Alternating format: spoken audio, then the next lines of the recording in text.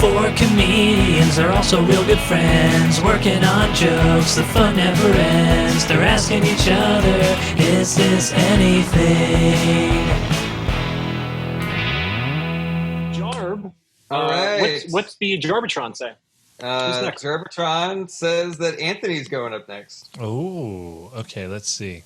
So I had this, I think I ran this by you guys, and I don't really think I changed the parts you had problems with, but I did add to it. So You had more problems? yeah. So here's That's great. We're gonna have a lot to talk about. This is Yeah. good. All right, here's what I have. The first time I ever went on a date, I knew it wouldn't last because I was on the rebound. I was just trying to upset my ex. It didn't work at first until at the end of the date when she said, I don't want to see you again. I said, did I upset you? She said, yes. I said, mission accomplished. That did add problems.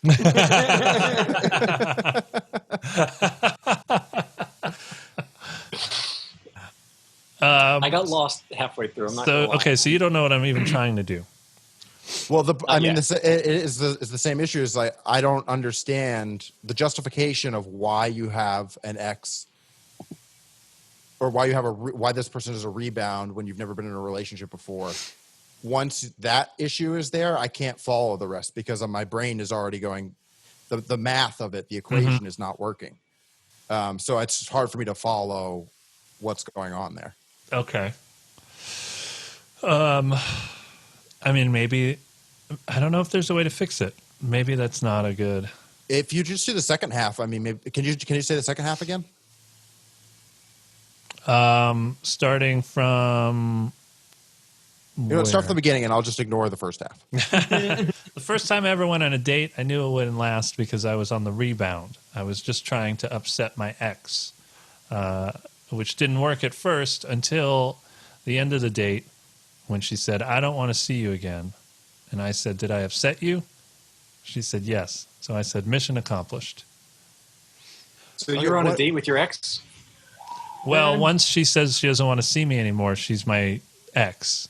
And since I have never been in a relationship before, she's the only ex. So me going on a date to upset my ex cannot be accomplished until this woman says it's over. So I think this all starts with I had fantasized about being in a relationship with this woman so much that I already felt like we were in one before we went on our first date, then I think it all works.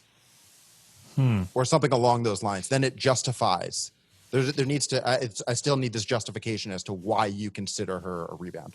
Maybe I like Brett's suggestion. I'm sorry. Go ahead, Jarrett.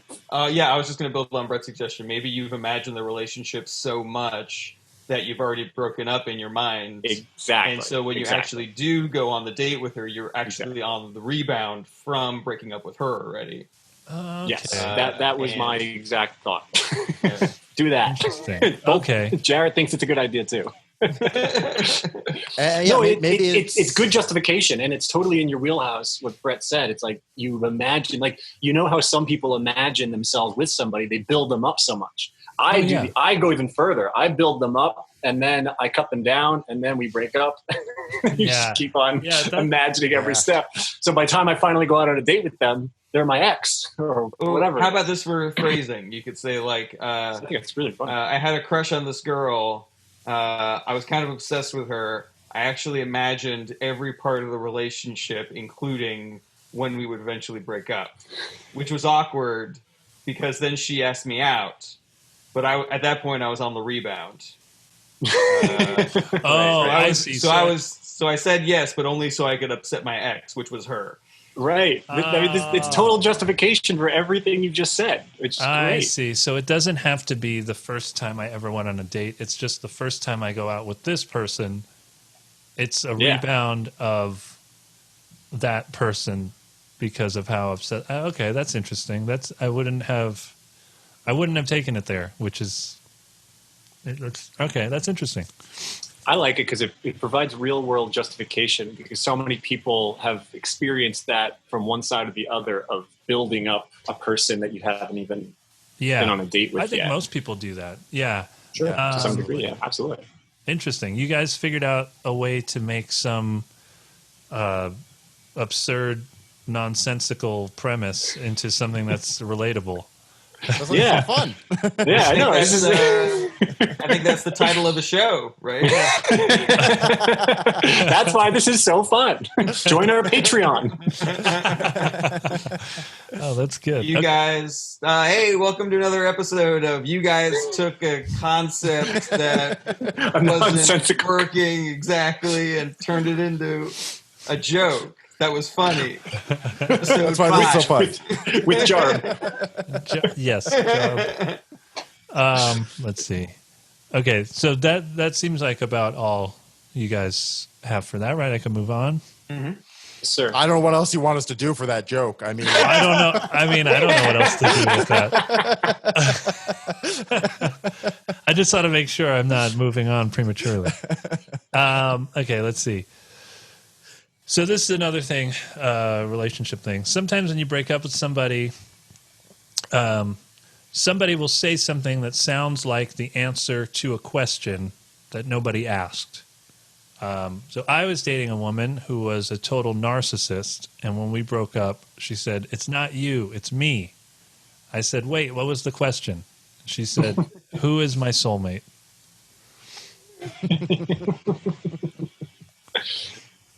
And that's all I have for that. But I feel like I like that. I feel like I could come up with more things that people say that, questions and answers. I feel like I could come up with more, but that's all I have right now. What are some of the things that people say to break up? Sorry, Brett. Oh, no, I was just say, I think take out the narcissist stuff. I think just asking just talking about questions that you didn't ask the answer to. I think that's enough to get to that. Oh, point. even if it's really funny though.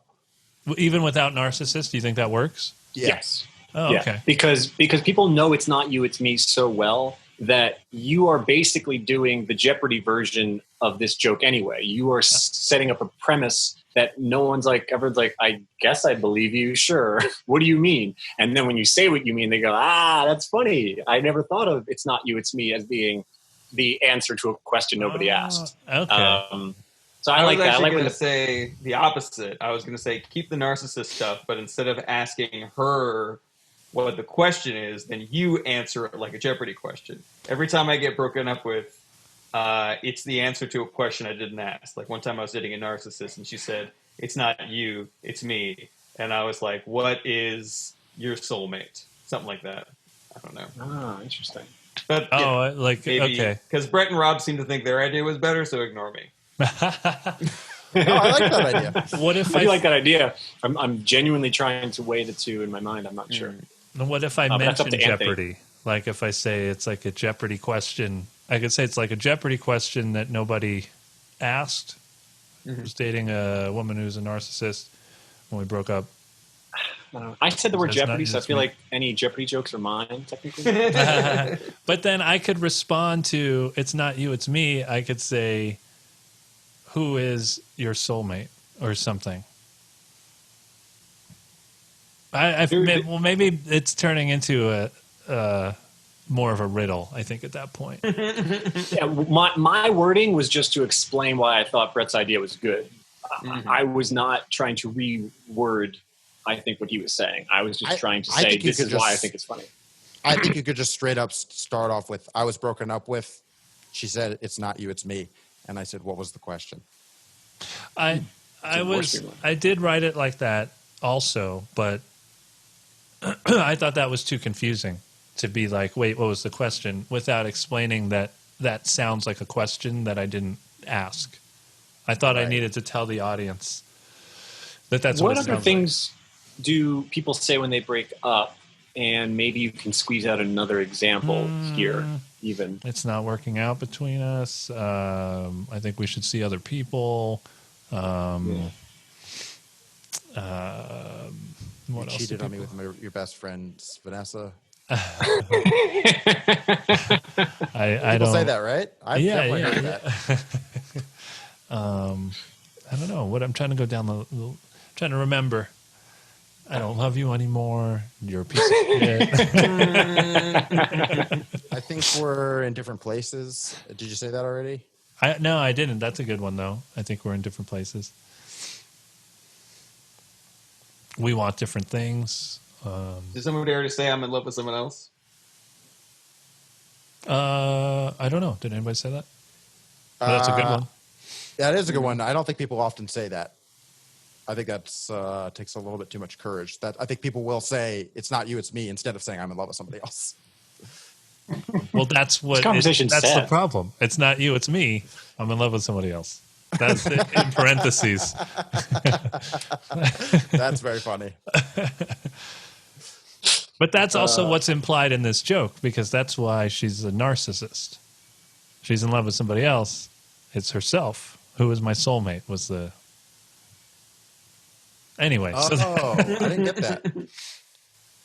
So that's why you didn't... Oh, really? That's the whole joke. I didn't understand that. That's why the narcissist thing was there either. Yeah, because you have two different premises. You have the premise that she's asking a question that you didn't ask the answer to, and you also have the premise that she's leaving you for herself. Yeah. Yes, thus riddle. Okay, so I didn't realize that was so unclear. I thought, when she says, who is my soulmate, she's answering the question. Her saying, it's not you, it's me, and me saying, and then her saying that the question was, who is my soulmate, means that she loves herself. That's why she's a narcissist.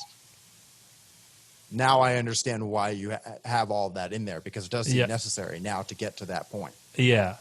But it's still unclear, which is troublesome. I would. I think both could fit, but I think that you should tell it more linearly, so that you just start one joke, finish one joke, start one joke, finish one joke. I think that there's room for that,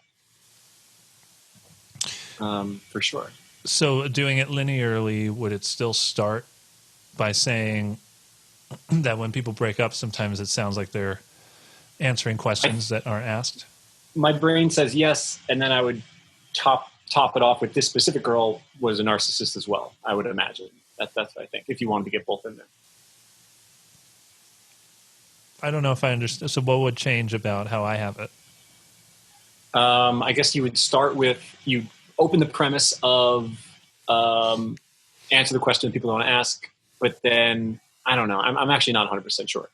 I might do.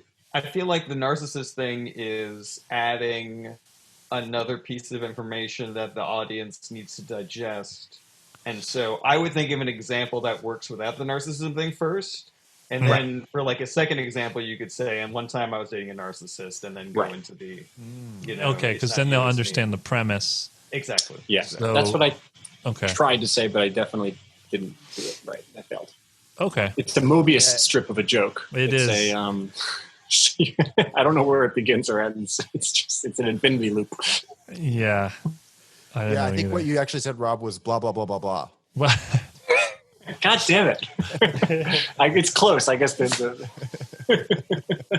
I heard Rob say, though, that it's giving too much information to the audience. That's a callback. Anyway. I know, yeah. But what if people mishear me? Let me see what I'm doing on time. I guess I have time for one more thing. This is by no means an insult, but yours are by far the hardest. They make me think the hardest. Yeah, but they're also really fun because of that. But they are riddles to figure out. I'm like, God, they have to figure out. Come up with a punchline for this riddle. No, it's because the idea is there and the jokes are all like the thing is there, the idea is there, but it's like, oh man, you're going for such a heady concept that I'm like, God, I got to figure this out. That's why it's like an escape room, but you have to turn it into a different room instead of get out. All right, this is the escape room. Turn this room into the outside.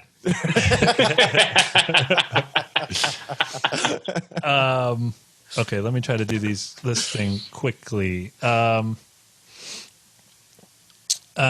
wonder if anyone has ever ruined their life because they drink too much non-alcoholic beer. they would be kind of like an alcoholic, an alcohol-like, which is a much better name for a real alcoholic.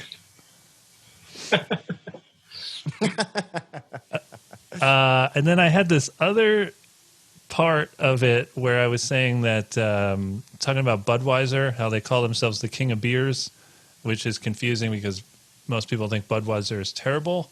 But then I realized that's exactly what most people would say about a king. Oh, yeah. That's cool. Anyway, so those are two kind of ideas about. So I love the idea of ruining your life with non-alcoholic beer, because then you can do examples of things that alcoholics do to ruin their lives, but like, you know, like shittier versions. Like you could say, like my dad used to beat the shit out of me at Nintendo, and one day he went out for cigarettes and he never came back because he moved next door. Or, you know, just like really not awful versions of the awful versions that alcoholics do, you know?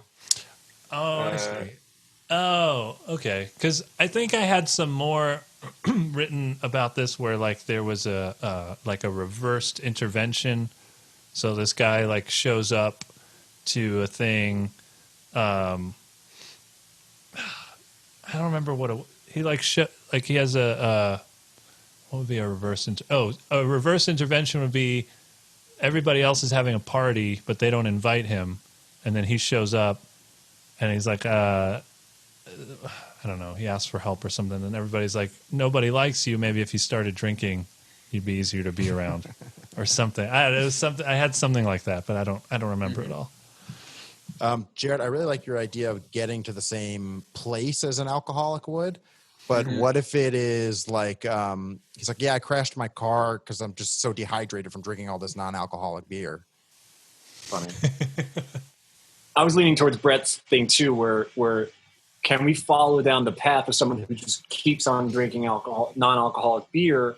Because like with alcohol, the what's it called? The sort of the limiting agent, effectively, is the drunkenness. Like at some point you are dead drunk. But for non-alcoholic beer, you never have to stop. So it becomes a thing of like you run out of money, you bought so much non-alcoholic beer, you're urinating all the time because you just drink so much non-alcoholic beer, you become a hoarder of non-alcoholic beer. There's all these ways in which you ruin your life. That was actually my idea.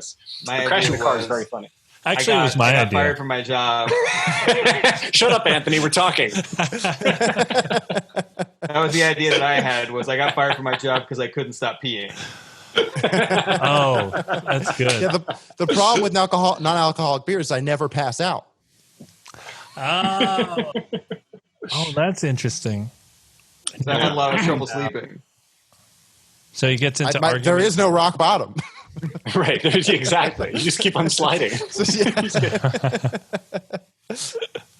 I was going to quit. That's actually a very Anthony type line. It's like, I was going to quit, but I never hit rock bottom. I just kept so sliding. Funny. I like that. Yeah.